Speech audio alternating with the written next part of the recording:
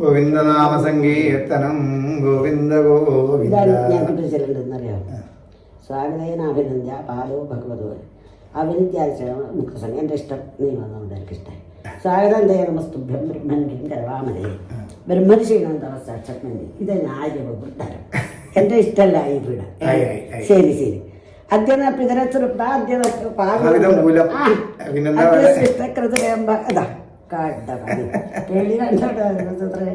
ഇതാണ് ഭഗവാന്റെ അനുഗ്രഹം എന്ന് പറഞ്ഞാൽ.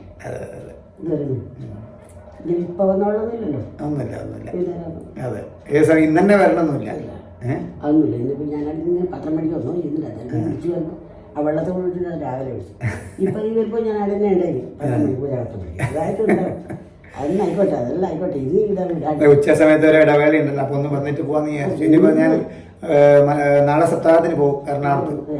മറ്റന്നാൾ ഒരു സത്രത്തിലെ പ്രഭാഷണമുണ്ട് കായംകുളം. അത് കഴിഞ്ഞ് വൈകുന്നേരം മഹാത്മത്തിന് എറണാകുളത്തേക്ക് എത്തും. അവിടെ ഇതുപോലെ ഒരു അമ്മ ഉണ്ട്. അമ്മക്കൊരു വലിയ മോഹം ഞാൻ തന്നെ വന്ന് നടത്തണം. ഇപ്പൊ ലീവിന്റെ എല്ലാം ബുദ്ധിമുട്ടുണ്ട്. എന്നാലും ഒരു മോഹം സാധിപ്പിച്ച് കൊടുക്കണ്ടേ.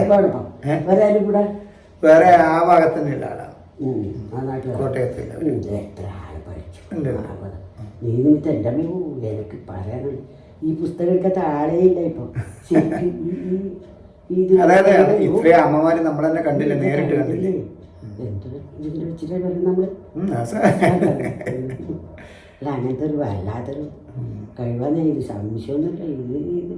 ഇതെന്നെ മതി എല്ലായിട്ട് നല്ല സ്ഥലമായി. അതെ അതെ അതെ. നമുക്കും എല്ലാവർക്കും ഒരു സന്തോഷമായി മുത്തശ്ശി വരികയും ഒരു ആ ചടങ്ങ് കൈതപ്പുറത്തിന് അത്രയും. ഞാൻ പിന്നെ വിളിച്ചു അദ്ദേഹത്തെ. വിളിച്ചപ്പോ ഭയങ്കര സന്തോഷമായി. സന്തോഷം. ഇവിടെ വന്നാൽ ലേശൻ്റെ ഇവിടെ നടന്ന് കിടക്കും. കുറച്ച് നേരം വർത്താനം പറഞ്ഞ് പോകും.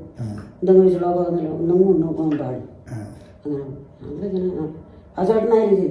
ഒന്നിനെന്ന് കുറെ പുസ്തക ശ്ലോകം തന്നിട്ടാ പോയി ഒറ്റ വെച്ചു.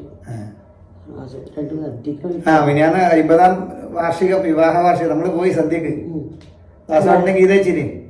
അതെ, 50ാമത്തെ വിവാഹ വാർഷികം. ഞാൻ പൊന്നാടിയിൽ എണീച്ചു പോയി രാത്രി. ഇല്ലക്കാരെല്ലാം കൂടി എല്ലാവരും കൂടി എല്ലാം പറയണ്ടേ.